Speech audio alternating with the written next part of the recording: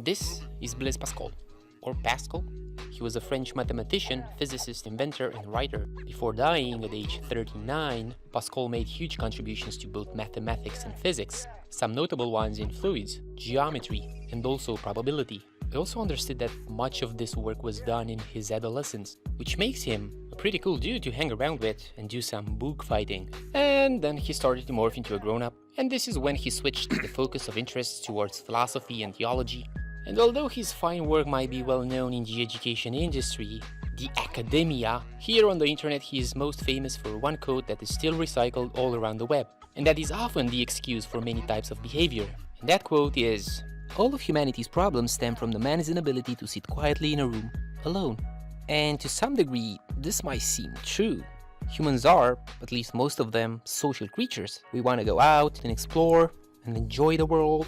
We want to dance and party and taste from the ecstasy the world has to offer, to explore the forests and camps and animals and leaves and coconut trees, the fountain of youth maybe. And with the help of information technology that has dominated our cultural shift and direction, from the invention of the telephone, the radio, television to the variety of the internet, we have found ways to bring us closer together, enabling constant worldly and practical access. You can be on the other side of the planet right now, chilling in a hammock with a fancy cocktail and still one click away from finding out what's happening at home.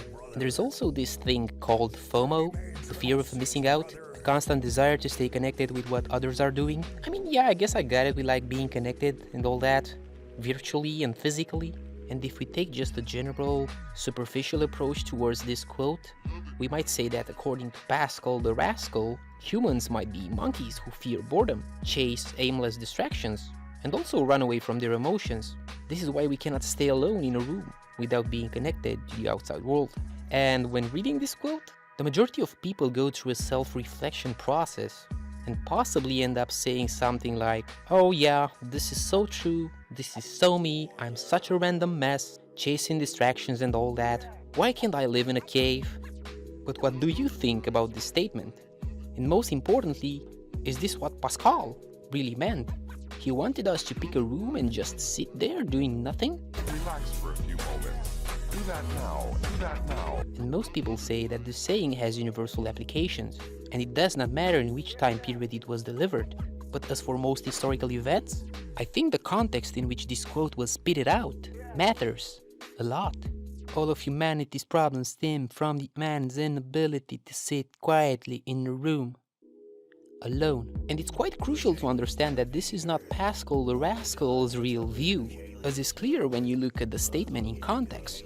Firstly, he says that when he considers how much difficulty and anxiety people go through in the pursuit of favors at court or military glory, because that was the time period he was living in, it has frequently occurred to him that they would be much happier if they could just master the art of sitting in a room, alone. But then he said that when he thinks harder about it, this is not true at all. But on further consideration, when, after finding the cause of all of our ills, I have sought to discover the reason of it, I have found that there is one very real reason, namely the natural poverty of our feeble and moral condition, so miserable that nothing can comfort us when we think of it closely. Being left to ourselves, we would eventually fall into a black hole of despair and melancholy, mainly because we will probably not be able to stop thinking about the human condition, with mortality knocking at our doors and the many other sources of unhappiness. If we would have to stay in a room all day, many of us would collapse. And also first we'll have to buy a large supply of vitamin D because, the sun will be missing for most of the time. And prisoners left in solitary confinement, or even psychological experiments that took place in deprivation rooms or tanks, which took the state of being alone to the next level, ended up not being so positive for an individual. And many monks and solitary, let's go and sit in a cave type of people ended up being tormented by demons or what they describe as evil animals. And when they eventually got out, they realized that it was all creation of their own mind. But why does this quote sound so encouraging? Why is this initially making the most of us to think that solitude is what we truly need? Because Pascal the Rascal was also a well-known not so big fan of Stoicism, and one of the main issues he had with this philosophy It was that it caused people to act against their very natures. He believed that the fundamental error of Stoicism is in thinking that we can do always what we can do sometimes. So Pascal thought that we cannot find happiness in ourselves and we must seek it outside ourselves. And the tricky thing is that the ways in which we search for it are only valued as distractions from having to think about ourselves and the human condition.